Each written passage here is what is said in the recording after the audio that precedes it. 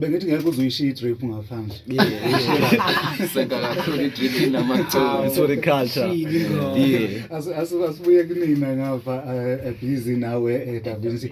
Nisitshele ngengoma esingene ngayo njengamanje, nisitshele kabanzi ngayo. Ikhuluma ngani, niyenze nini? Why? Nihlangene nothula. What I do, science, it was December last year. Yeah.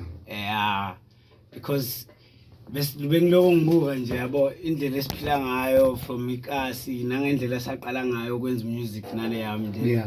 I said ayintwana since sengitholile ibeat. Let's do what I do mfethu yabo. Yeah. Because vele bekhona enye esayenza a year before. Yeah. So lena it's a second version yaleya. Oh, okay. Which means like ngafike lo mqondo ukuthi mhlambe like if ngayenza each and every year mhlambe ngonyaka nonyaka kube khona what I do engiyenzayo just to promote yabo into engiyenzayo and stuff kanjalo.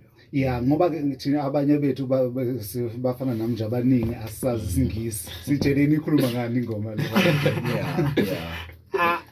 Akusikuningi kakhulu yabo. Just nje indlela esiphila ngayo mfethu since yabo sisakhula stuff nezinto esizenzayo while sisasekhaya sahlanganisa everything nje kahle ngalo music nje ibest kakhulu lento esiyenza ngomusic kakhulu. Yeah. Njengoba nisebenze nobabili kule ngoma beniqala ukusebenza nobabili noma khona eminye imisebenze khona?